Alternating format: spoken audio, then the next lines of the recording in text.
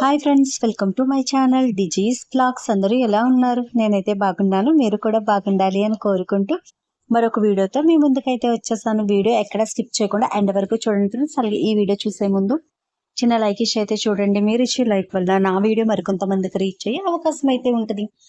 మరి లేట్ ఎందుకు, వీడియోలోకి అయితే వెళ్ళిపోదామా? నిన్నటి వీడియోలో అమ్మవారి జాగరణ అయితే అయ్యిందని మీతో షేర్ చేసుకున్నాను కదా. నెక్స్ట్ డే మార్నింగే అమ్మవారికి నైవేద్యాలు అయితే సమర్పించాలి కదా. అందుకే అమ్మ అయితే తెల్లవారుజామున 2:30కి జాగరం వచ్చినప్పుడు లేచాం కదా. అప్పుడే శనగపప్పు అయితే నానపోసేసింది. ఎందుకంటే మార్నింగే మనకి శనగపప్పు చక్కగా నానిపోతే కుక్కర్లో ఒక 6-7 విజిల్స్ వేయించేసినట్లయితే చక్కగా పప్పు అయితే ఉడికిపోద్ది కదా అన్నట్టుగా.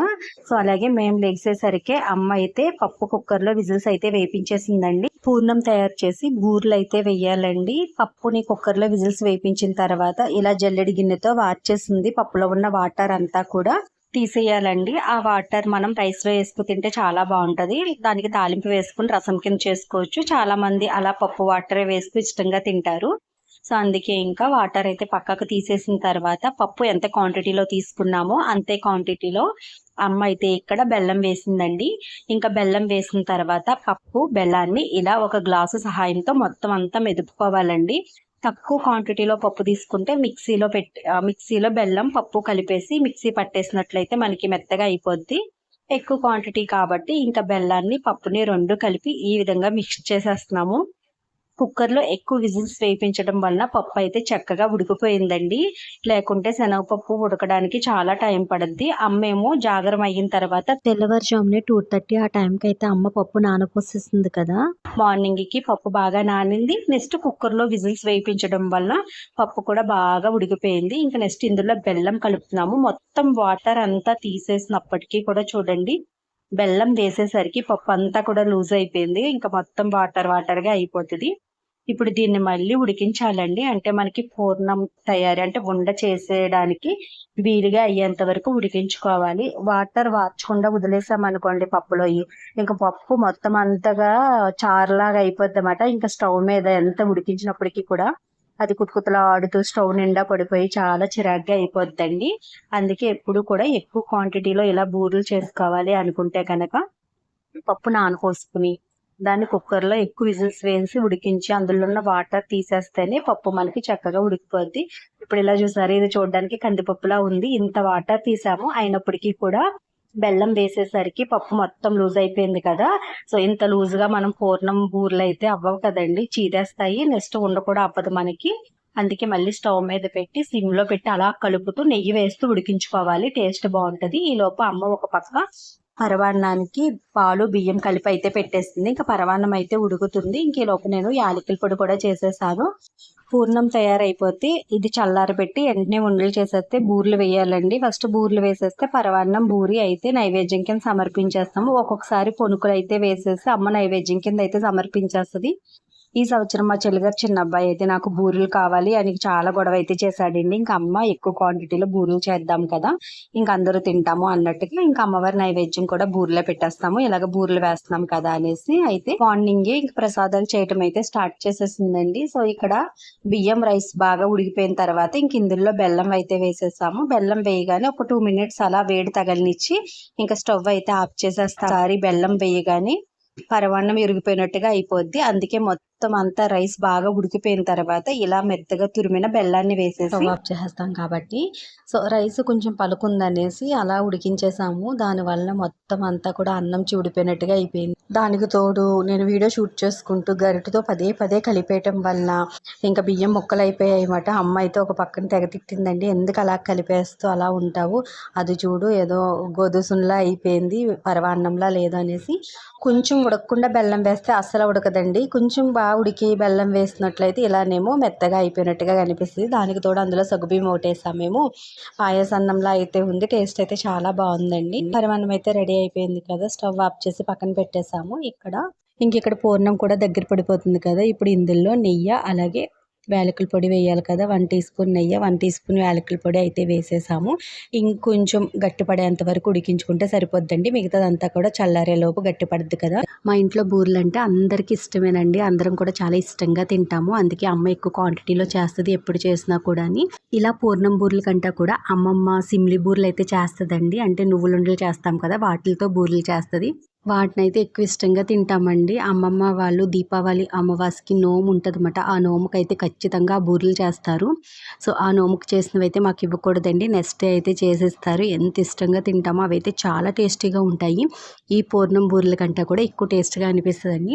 ఇంకా మా చెల్లిగారు చిన్న అబ్బాయికి అయితే చెప్పేనక్కర్లేదండి, ఎంత పిచ్చోనండి. ఇంకా డైలీ ఒక 5-6 బూరెలు పెట్టిన రోజు ముఖం మొత్తకుండా తింటూనే ఉంటాడు. వాడికి అంత ఇష్టం అన్నమాట. వాడి కోసం అనేసి అమ్మ అయితే ఇది ఎక్కువ ఉడికేసిందండి పూర్ణము. ఎందుకంటే ఈరోజు మాకు కావాల్సిన కాడికి చేసుకుని మిగతాది ఫ్రిడ్జ్లో స్టోర్ చేస్తే వాడు ఎప్పుడు అడిగితే అప్పుడు చేసి పెడదాం కదా అన్నట్టుగా. నెక్స్ట్ చిన్నప్పటి నుంచి కూడా వీడికి బూరెలు అంటాం రాకండి, క్రీమ్ బూరెలు అనేవాడు, అంటే క్రీమ్ బజ్జీ అనేవాడు. ఇంకా ఉండగా ఉండగా తెలుస్తుంది కాబట్టి బూరి అంటూ వచ్చింది. బూరి అంటూ వచ్చినప్పటికీ కూడా క్రీమ్ బూరే అంటాడు, నార్మల్గా బూరెలు అండమాట. వాడి కోసం అనేసి చిన్నతనంలో అమ్మ అయితే సిమ్లి ఉండలు చేసుకుంటాం కదా అవి ఉన్నా, లేకుంటే కొబ్బరి సున్ను నిల్వగా చేసుకుంటాం కదా ఆ కొబ్బరి సున్ను ఉన్నా, లేకుంటే గోధుమ సున్ను చేసేప్పటికప్పుడు మనం దోశల పిండికి పప్పు బియ్యం కలిపి రుబ్బుకుంటాం కదండి, అలా రుబ్బును ప్రతిసారి కూడా వారం వారం వాడికి బూరెలు అయితే చేసేది. ఇంకా పండుగొట్టుకుని ప్రత్యేకంగా ఇలా పప్పు ఉడకేసి పూర్ణం బూరెలు కాకుండా వాడికి ఏంటంటే క్రీమ్ బూర కావాలి. లోపల ఏం తోపు పెట్టినా పర్లేదు, వాడికి లోపల క్రీమ్ ఉండి పైన బూర ఉంటే వాడికి ఇష్టం అన్నమాట. వాడు చిన్నప్పటి నుంచి క్రీమ్ బజ్జీ అనేవాడండి. ఫస్ట్లో అయితే తెలియక తర్వాత బూరి అంటూ వచ్చినప్పటికీ కూడా క్రీమ్ బూరి అంటాడు. అంటే నార్మల్గా పొనుకులు వేస్తూ ఉంటాం కదా అవి అని 1-2 సార్లు బూరెల కింద పెట్టేశాము. అందుకనేసి బూరెలు అంటే అవి కాదు, లోపల క్రీమ్ ఉండాలి అంటాడు. ఏదో మూవీలో బ్రహ్మానందం గారు చూడండి, ఈ పూర్ణం ఆ బూరె లోపలికి ఎలా వెళ్ళింది అనేసి అడుగుతారు కదా, అలా మా చెల్లిగారు చిన్న అబ్బాయి దీన్ని క్రీమ్ బూరి అని పేరు అయితే పెట్టాడండి. సో ఇక్కడ వచ్చేసి ఇంకా పూర్ణం అయితే చక్కగా చల్లారిపోయింది. చూసారు కదా మంచి కలర్ అయితే వచ్చింది. ఇంకా పూర్ణం వల్లే మనకి బూరి టేస్ట్ అన్నది వస్తుంది అన్నమాట. సో ఇంకా కొంచెంగా చేతికి నెయ్యి రాసుకుని ఇంకా అమ్మ నేను ఉండలు అయితే చేసేస్తున్నామండి. ఇంకా చెల్లి అయితే బూరెలు వేస్తుంది. ఆమెకి నాకు బూరెలు వేయటం అంతగా రాదు. చిన్న సైజు అయితే వేస్తాం కానీ కొంచెం పెద్ద సైజు వేయాలంటే చెల్లె వేస్తుంది అన్నమాట బూరెలు. ఆ బూరె వేయటం కూడా రావాలండి. మొత్తం మనం 4 వేళ్ళు పెట్టేసి ఏదో బజ్జీ వేసినట్టుగా వేస్తే బూరె అందంగా రాదు. సో ఈ 2 వేళ్ళతో వేయాలన్నమాట బూరి. చెల్లి అయితే చాలా బాగా వేస్తుంది. నెక్స్ట్ ఇంకా బియ్యం పప్పు కలిపిన తోపు కాకుండా ఇలా ప్రత్యేకంగా మినపతోపులోకి వరిపిండి బెల్లం అయితే కలుపుతాం కదా ఆ విధంగా కలిపి అయితే వేస్తుంది చెల్లి. ఇంకొక పక్క బూరెలు వేస్తేనే ఇంకా ఒక పక్క అయితే వంట కూడా చేసేస్తున్నాము. ఆ రోజు వెజ్ బిర్యానీ అయితే చేసుకున్నామండి. అలాగే పన్నీర్ కర్రీ అయితే చేసాము. సో ఇక్కడ చూస్తున్నారు కదా బూరెలు అయితే చక్కగా చేదకుండా భలే వేస్తుంది రౌండ్ లాగా. పైన ఈ తోపు కూడా బాగా కలిపినట్లయితే టేస్ట్ బాగుంటుందండి. అందులో తగ్గట్టుగా బెల్లం అలాగే వరిపిండి వేస్తాం కదా అది కూడా మరీ మెత్తగా కాకుండా మొరుగ్గా కాకుండా ఆడించుకున్నట్లయితే బూరె అన్నది కరకరలాడుతూ క్రిస్పీగా లోపడేమో పూర్ణం టేస్ట్గా భలే అనిపిస్తుందండి. సో చూసారు కదా ఇది కలిపేటప్పుడు 2 టైమ్స్ వీడియో షూట్ చేద్దాం అనుకున్నాను. 2 టైమ్స్ కూడా వీడియో షూట్ చేయలేకపోయానండి. అంటే మినపతోపులోకి వరిపిండి బెల్లం వేస్తారు కదా అది ఎంత క్వాంటిటీలో వేసిందో చెల్లి అన్నది వీడియో షూట్ చేద్దాం అనుకున్నాను. నేను బయటికి లోపలికి తిరుగుతూ ఉన్నానండి. ఇంకా వంటలు చేస్తున్నారు కదా, ఏదో చక్కబాట్లు ఉంటాయి కదా, వీడియో షూట్ చేసుకుంటూ కూర్చుంటే అవ్వదు కదా, అందువల్ల అదైతే మిస్ అయింది. కానీ ఇలా బూరి మంచి కలర్ రావాలంటే కనుక ఖచ్చితంగా కొంచెం చింతపండు వాటర్ అయితే వేసుకోవాలండి. బూరెలతోపు క్వాంటిటీని బట్టి కొంచెం చింతపండు నానబెట్టి ఆ చింతపండు వాటర్ని వరిపిండితో పాటు కలిపితే బూరి మంచి కలర్ వస్తుందండి. కలర్ కోసం అయితే వేస్తారంటే ఇంకా చూడండి ఇక్కడైతే నైవేద్యం కోసం కొంచెం చిన్న సైజు బూరెలు అయితే వేసేసి పరవాన్నం వేసి ఫస్ట్ ఇంకా నైవేద్యం అయితే పెట్టేశాము. చాలామంది ఆ రోజు అమ్మవారికి కోళ్ళని కూడా కోసుకుంటారండి. కొద్దిమంది ఇంటి దగ్గరే కోసుకుంటారు, కొద్దిమంది పోలేరమ్మ గుడి దగ్గరికి పట్టుకెళ్ళి అక్కడ కూడా కోసుకుంటారండి. మేము ఎప్పుడు కూడా ఇంకా ఇలా బూరి కానీ పొనుకు పరవాన్నం అయితే ఖచ్చితంగా వేస్తాము. బూరి పొనుకు అన్నది ఒక్కొక్కసారి వీలుని బట్టి వేస్తూ ఉంటామండి. అలా వేసి ఇంకా కొబ్బరికాయ కొట్టేసి నైవేద్యం అయితే పెట్టేస్తాము. ఆ రోజు ప్రత్యేకంగా కోడిని అయితే ఏం కొయ్యమండి. ఒకవేళ మొక్క ఏమైనా ఉన్నప్పటికీ కూడా అమ్మవారి పుట్టింటి నుంచి అత్తింటికి వెళ్ళేటప్పుడు కోడిని అయితే ఇచ్చి మొక్క అన్నది అప్పుడు చెల్లించుకుంటాం. కానీ ప్రత్యేకంగా నైవేద్యాల టైంలో కోయటం, గుడికి తీసుకెళ్ళి కోయటం అన్నది ఎప్పుడు చేయలేదండి ఇప్పటి వరకు కూడా. ఇంకా రోజు మార్నింగ్ నుంచి ఆఫ్టర్నూన్ వరకు వండుకోవటం తింటాం అన్నట్టుగా అయిపోయిందండి. ఈ బూరెలు వేయటం చాలా పచ్చి పని బాబాయ్. ఇంకా అలా చెల్లి అయితే పాపం ఓపికగా నుంచి వేసింది. ఈ లోపు అరటిపళ్ళు అయితే అమ్మకానికి వచ్చాయి. చక్కెరకేళి పళ్ళు ఏమో అని తీసుకుందామని వెళ్ళేసరికి ఈ ఎర్రటి పళ్ళు నాకైతే అంత ఇష్టం ఉండదండి. ఇట్లా టేస్ట్ నచ్చదు, స్మెల్ కూడా అదొక రకంగా అనిపిస్తుంది నాకు. కానీ ఇంకా అమ్మ అయితే తీసుకుందన్నమాట. పర్లేదు బాగానే ఉంటాయి అన్నట్టుగా. చక్కెరకేళి పళ్ళు అంత టేస్ట్ ఇవైతే ఉండవండి. మాకు ఎక్కువగా చక్కెరకేళి అరటిపళ్ళు, అమృతపాలి అరటిపళ్ళు కూడా అమ్మకానికి అయితే తీసుకొస్తారు. ఇంకా ఆ రోజైతే ఇవే ఉన్నాయి అమ్మ అనేసి అవి అయితే తీసుకొచ్చారు. ఇంకా ప్రసన్న అయితే రెడీ అయిపోయిందండి. అమ్మవారు వచ్చే టైం అవుతుంది కదా. మార్నింగ్ నుంచి పిల్లలది ఎంత అడావుడోనండి. ముందు రోజు నైట్ పూలు అయితే తీసుకున్నాం కదా, మల్లెపూలు, విరజాజులు. ఇంకా మల్లెపూలు అయితే చక్కగా 2 పిల్లకలకి పెట్టేసుకుని రెడీ అయిపోయింది. నన్ను చూస్తే చాలండి, వీళ్ళు ఏంటో మరి అన్ని వీడియో షూట్ చేస్తానో ఏంటో తెలియదు కానీ నా చేతిలో ఫోన్ చూస్తే చాలండి, మాకు ఫొటోస్ తీవా, వీడియోస్ తీవా అని అడుగుతారు. సో ఇంకెలాగా రెడీ అయ్యింది కదండి, చిన్న వీడియో క్లిప్పింగ్ అయితే షూట్ చేశానండి.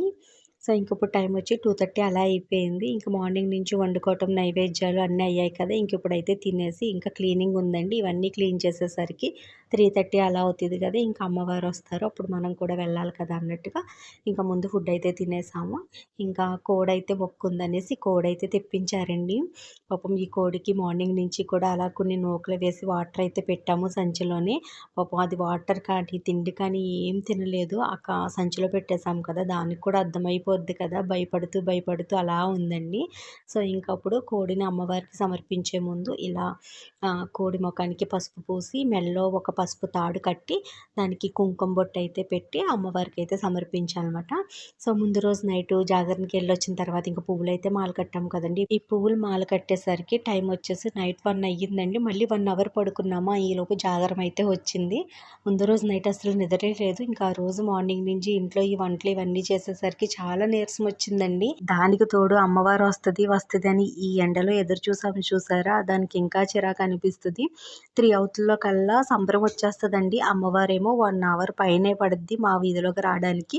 ఈలోపు సంబరం వచ్చేసి అయితే వెళ్ళిపోద్ది. ఇంకొచ్చిన తర్వాత అమ్మవారిని అయితే చాలా వరకు కోళ్ళతో ఆడిస్తూ ఉంటారు. ఇంతకు ముందు వీడియోస్లో పెట్టాను కదా. సో ఇంకా ఈ వీడియో క్లిప్పింగ్ వచ్చేసి లాస్ట్ ఇయర్ షూట్ చేసిన వీడియో అండి. ఈ వీడియోలో యాడ్ చేస్తున్నాను. ఈ సంవత్సరం మేము అమ్మవారు వెళ్ళే టైంకి వచ్చాము ఊరు నుంచి. వచ్చిన తర్వాత షూట్ చేసిన వీడియో క్లిప్పింగ్స్ అయితే రేపటి వీడియోలో మీతో షేర్ చేసుకుంటానండి. ఇవన్నీ కూడా లాస్ట్ ఇయర్ షూట్ చేసిన వీడియో క్లిప్పింగ్స్. ఈ సంవత్సరం అయితే ఇంక ఇంట్లో నైవేద్యం పెట్టే టైంకి, ఇంకా చెల్లి వాళ్ళు వంటలు చేసే టైంకి నేనైతే లేనమాట. సో ఇంకా అమ్మవారు వెళ్ళేటప్పుడే వీడియో అయితే షూట్ చేశాను. లాస్ట్ ఇయర్ ఈ వీడియోస్ అన్నీ కూడా పెండింగ్లో ఉండిపోయాయి. నెక్స్ట్ నేను కొన్ని షార్ట్ వీడియోస్ అయితే పెట్టానండి. ఇలా అమ్మవారు కోళ్ళని ఇచ్చేటప్పుడు నోటితో కొరుకుద్ది కదా, ఇంకా అవన్నీ నార్మల్గా పెట్టేశాను. తెలుసు కాపీరైట్స్ పడతాయి అనేసి, కానీ అంత క్లారిటీగా లేదు కదా అన్నట్టుగా పెట్టేశానండి. యూట్యూబ్ ప్రతి వీడియో చాలా క్లారిటీగా చెక్ చేస్తుందండి. నాకు ఈ వీడియోస్కి స్ట్రైక్ పడిన తర్వాతే తెలిసిందండి. ఇంకప్పుడు మన ఛానల్ 1 మంత్ వరకు తీసేశారు. అంటే మన ఛానల్ ఉంటుంది, అందరికీ మన వీడియోస్ కనిపిస్తాయి, కానీ మన ఛానల్లో మనం ఏ వీడియో పోస్ట్ చేసుకోలేమన్నమాట. పోస్టింగ్ అవ్వదు. మనం పెట్టే ప్రతి వీడియో మనకి వెనక్కి వచ్చేస్తూ ఉంటుంది. సో దాన్ని ఛానల్ తీసేయడం అన్నమాట అండి. అలా నాకు స్ట్రైక్ అయితే పడిపోయింది ఈ పోలేరు మా అమ్మ వీడియోస్ పెట్టడం వల్ల. నార్మల్గా ఇలా గరగలను పెట్టి తిరగటం, అమ్మవారికి కోళ్ళని ఇచ్చేటప్పుడు ఆడించడం, ఇలాంటి వాటికి ఏటికి స్ట్రైక్ అనేది పడదండి. అంటే హింసించడం, అంటే కోళ్ళని ఇప్పుడు ఆయన ఉందనుకోండి నోటితో కొరకటం, ఆ రక్తం పేర్చడం, మళ్ళీ వాటిని గిరేయటం, ఇలాంటివి చేస్తారు కదా గరగనెత్తుకున్న ఆయన. అలాంటివి చేసినప్పుడు స్ట్రైక్ పడిపోద్దన్నమాట ఛానల్కి. సో దానివల్ల ఛానల్ అయితే పోయిందండి అప్పుడు. సో కానీ అప్పుడు వీడియోస్ ఉండిపోయాయి, ఇంకా అవన్నీ ఉన్నాయి కదా అన్నట్టుగా.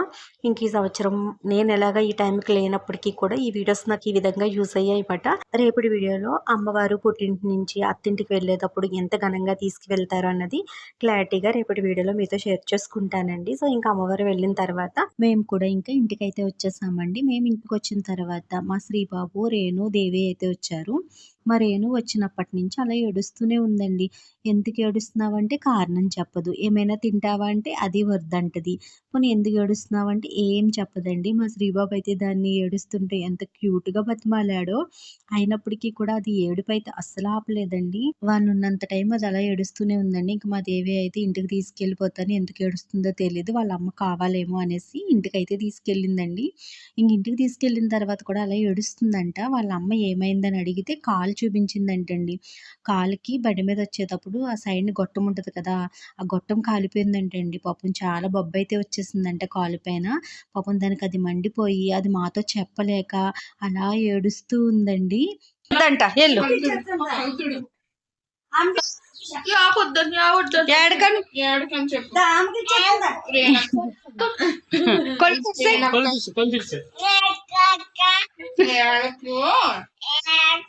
నేను తీసుకున్నాను కదా, చెప్పు. ఎవరు వస్తారు? ఎవరు వస్తారు? పైకి ఎగరేస్తాను. ఎవరు వస్తారు? పైకి ఎగరేస్తారు. చూసారు కదండి, ఈరోజు వీడియో అయితే ఇంతే. ఈ వీడియో మీ అందరికీ నచ్చుద్దని అనుకుంటున్నాను. ఈ వీడియో నచ్చినట్టయితే లైక్ చేయండి, షేర్ చేయండి. అలాగే మరిన్ని వీడియోలు మన ఛానల్లో మీరు చూడాలి అనుకుంటే మన ఛానల్ని సబ్స్క్రైబ్ చేసుకోండి. పక్కనే ఉన్న బెల్ ఐకాన్ క్లిక్ చేయండి. నేను ఏ వీడియో పోస్ట్ చేస్తే నోటిఫికేషన్ అయితే మీకు వస్తుంది. బాయ్.